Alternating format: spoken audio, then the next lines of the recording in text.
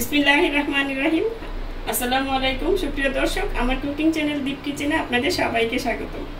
আজকে আমি করে দেখাচ্ছি এই প্রচণ্ড গরমে একদম মন প্রাণ জুড়িয়ে যাওয়ার মতন রিফ্রেশিং, খুবই ভালো, একদম শরীরের জন্য খুবই দরকার এই জিনিসটার। সেটা হচ্ছে কাঁচা আমের শরবত, মানে আম পান্নাও বলে এটাকে, যে যাই বলুক। এটা খেতে কিন্তু খুবই সুস্বাদু হয়। আমি যেভাবে বানাই সেভাবে আজকে আপনাদের করে দেখাচ্ছি, আপনারা বানিয়ে দেখবেন, আশা করি আপনাদেরও ভালো লাগবে। চলুন তাহলে রেসিপিটা শুরু করা যাক। কাঁচা আমের শরবত, আম পান্না যেটাই বলেন, সেটা তৈরি করার জন্য আমি এখানে কাঁচা আম নিয়ে নিয়েছি। এরকম কাঁচা আম নিয়ে নেবেন। এখন আমি আমটাকে ধুয়ে নিয়েছি। এখন আমটাকে ছিলে সুন্দর মতন ছিলে তারপরে নিতে হবে। এই যে আমটা কিন্তু একটু রংটা হয়ে গেছে, কিন্তু আমটা কিন্তু কাঁচা একদম। এরকম আম নিবেন, ভালো মতন ছিলে তারপরে আপনাকে টুকরো করে নিতে হবে। এই আমটা কিন্তু আপনারা আম পুড়িয়েও মানে সিদ্ধ করেও নিতে পারেন, ছিলকা সহ সিদ্ধ করে, তারপরে কিন্তু এই শরবতটা বানানো যায়। মানে যে যেভাবে বানাতে চান সেভাবেই বানাইতে পারবেন। এখন আমি এটাকে ভালো মতন টুকরো করে নিব। এভাবে এই যে ছোট ছোট করে টুকরো করে নিতে হবে আমটাকে। এভাবে এই যে যাতে আটিটা না থাকে এভাবে টুকরো করে নেবেন। আমি এখন এভাবে আমগুলো, আমি 3টা আম দিয়ে তৈরি করব, সবগুলো আম আমি এভাবে টুকরো করে নিচ্ছি। এখানে আমি 3টা আম কেটে নিয়েছি টুকরো করে। এখন আমি চলে যাচ্ছি মূল রান্নায়। এই যে এখানে একটা হাঁড়ি নিয়েছি, এটার মধ্যে আমগুলো টুকরোগুলো দিয়ে দিলাম, আর দিয়ে দিব এখানে কাঁচামরিচ। এটা আপনারা যে যেমন ঝাল খেতে চান সেভাবে দিবেন। আমি 3টা দিয়েছি। আর দিয়ে দিতে হবে এখানে এই যে আদা কুচি। আদা কুচিটা দিলে খুব ভালো একটা সুঘ্রাণ আসে। আর এখানে দিয়ে দিলাম লবণ, 1/2 টেবিল চামচ দিয়েছি, আমি পরে লাগলে আরো দিয়ে নিতে পারবো। আর এখানে 1/2 কাপ চিনি। এখন আমি পরিমাণ মতো পানি দিয়ে দিব। এখানে পানিটা আপনি এমনভাবে দিবেন যাতে আমটা একদম গায়ে গায়ে পানিটা থাকে। এভাবে দিয়ে তারপরে ভালো করে নেড়ে চেড়ে মিশিয়ে নিতে হবে। মিশিয়ে তারপরে আমি চলে যাচ্ছি চুলায় আমটা সিদ্ধ করতে। একদম ভালো মতন বলক আসলে মিডিয়াম আঁচে দিয়ে আমটা আমি একদম ভালো মতন সিদ্ধ করে নিতে হবে। আমটা পুরোপুরি সিদ্ধ হওয়ার পর আমি ঠান্ডা করে নিয়েছি। এই দেখুন এরকম হবে। এই যে আমটা আমি দেখাচ্ছি আপনাদের, এই দেখুন একদম সুন্দর মতন গলে গিয়েছে। এই যে দেখুন, এই দেখুন একদম নরম হয়ে গিয়েছে। এখন আমি এটা ব্লেন্ড করে নিব। তার আগে এখানে আরো কিছু মশলাপাতি যোগ করতে হবে। এখানে আমি দিয়ে দিচ্ছি পুদিনা পাতা। এখানে 2 টেবিল চামচের মতন আছে। এটা দিলে খুবই একটা সুন্দর ফ্লেভার আসে। আর এখানে হচ্ছে 1 চা চামচ ভাজা জিরার গুঁড়া। জিরার গুঁড়াটা সাথে সাথে ভেজে দেওয়ার চেষ্টা করবেন, তাহলে ঘ্রাণটা সুন্দর আসবে। আর এখানে 1 টেবিল চামচ লেবুর রস আছে, এটাও দিয়ে দিলাম। আর এখানে দিয়ে দিচ্ছি 1 চা চামচ বিট লবণ। এটা তো বিট লবণও খুব সুন্দর একটা মানে স্বাদটাও বাড়ে আর ফ্লেভারটাও সুন্দর আসে।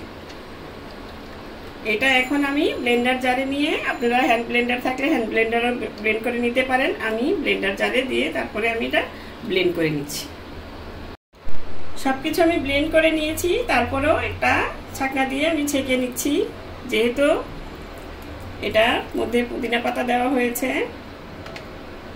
এই পুদিনা পাতাটা অনেক সময় মুখে পড়লে, শরবতের মধ্যে মুখে পড়লে ভালো লাগে না, সেই জন্যই এটা চেড়ে নেওয়া মানে খুবই জরুরি।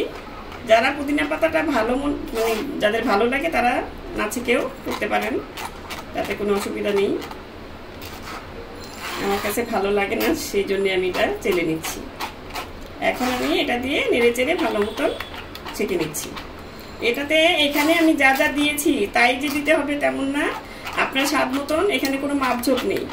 আপনি বিট লবণ, মিষ্টির ইয়েটা আপনি যদি আমটা টক হয় তাহলে মিষ্টিটা বাড়িয়ে দিতে পারেন, এটা আপনার টেস্ট অনুযায়ী। আবার যেমন ধরেন কাঁচামরিচটা, এটা একটু ঝাল বেশি খেতে চাইলে ঝালটা একটু বেশি দিয়ে নেবেন, আর কম খেতে চাইলে কমিয়ে দিবেন। এরকম সব জিনিসই যেটা আপনার মনে হবে যে না এটা একটু বেশি লাগবে, এটা একটু কম লাগবে, কমিয়ে বাড়িয়ে নিতে পারেন। এখানে কোনো মাপঝোপ নেই, এটা যার যার টেস্ট অনুযায়ী অতি সহজেই এটা বানিয়ে নেওয়া যায়। আর আপনি এটা বানিয়ে সংরক্ষণ করেও আপনি রেখে দিতে পারবেন, প্রায় 2-3 মাসের মতন ডিপ ফ্রিজে রাখলে রাখা যাবে। এখন আমি এটা ছেঁকে নিচ্ছি, দেখেন এই যে কতটা মানে পুদিনা পাতা আবার কাঁচামরিচের এই কিছু কিছু থেকে যায়, সেটা ছেঁকে নিলে শরবতটা খুবই স্মুথ হয়, ভালো লাগে। এখন আমি এগুলি ফেলে দিচ্ছি। এই দেখুন ছেঁকে নেওয়ার পর কতটা স্মুথ হয়েছে, একদম এর মধ্যে আর কোনো কিছু নেই একদম। এখন আমি এটা সংরক্ষণ করার জন্য একটা পাত্রে ঢেলে নিচ্ছি, তারপর দেখাচ্ছি আপনাদের এটা সংরক্ষণ পদ্ধতিটা। এই যে এটাতে আমি ঢেলে নিয়েছি।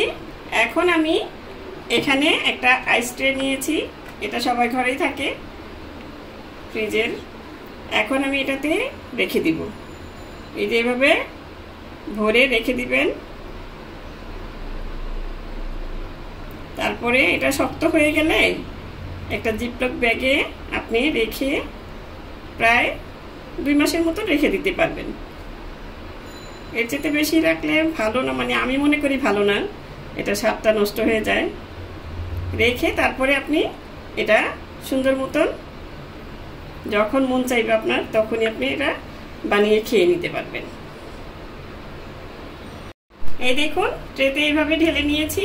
এখন ট্রের মুখটা বন্ধ করে দিয়ে আমি ডিপে রেখে দেব। তারপরে এরকম একটা ইয়েতেও নিয়ে নিয়েছি আমি।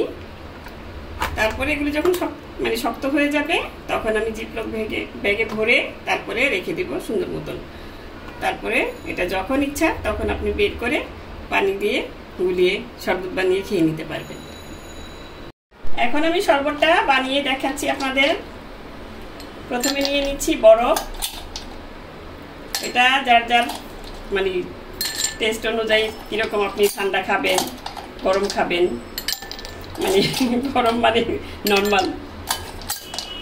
এখন এখানে বরফ দেওয়ার পরে দিয়ে দিচ্ছি আমি সেই আমার করে রাখা সিরাপটা, মানে আমের আমপান্নাটা। এটাও আপনার টেস্ট অনুযায়ী, আপনি যদি মানে ঘন খেতে চান তাহলে একটু বেশি বাড়িয়ে দিবেন, আর যদি একটু পাতলা খেতে চান তাহলে সেটাও একটু কমিয়ে দিতে পারেন। এভাবে দিয়ে নেবেন। তারপরে পানি ঢেলে দিচ্ছি। আর এখানে তো চিনি সবই দেওয়া আছে, এখানে আর কিছুই করা লাগবে না। জাস্ট আপনি পানিটা দিয়ে নেড়ে তারপরে মিশিয়ে দেখতে পারেন যে এটা যদি আরো কিছু লাগে, মানে ঘনত্বটা আরো লাগে, তারপরে দিয়ে নেবেন। আর যদি মনে হয় যে না হয়ে গিয়েছে তাহলে তো টেস্ট করে দেখবেন যেটা হয়েছে কিনা, না হলে আরেকটু দিয়ে নেবেন। এই তো হয়ে গেল আমার সুন্দর মতন একদম সহজ উপায়ে আমপান্না আমের শরবত, কাঁচা আমের টক ঝাল মিষ্টি শরবত। এটা ভালো ফ্লেভারের জন্য 2 টুকরো লেবু এখানে দিয়ে দিলাম। এখন ঠান্ডা ঠান্ডা পরিবেশন করুন, আশা করি আপনাদেরও খুবই ভালো লাগবে। তো দর্শক, রেসিপিটি যদি ভালো লাগে প্লিজ একটা লাইক দিবেন, আর আমার চ্যানেলটি সাবস্ক্রাইব করে নিয়মিত চ্যানেলটির পাশেই থাকবেন। সুস্থ থাকবেন, ভালো থাকবেন। এই গরমে, প্রচন্ড গরমে এরকম টক মিষ্টি ঝাল ঝাল আমের শরবত বানিয়ে খাবেন, আর আমার জন্য দোয়া করবেন। আল্লাহ হাফেজ।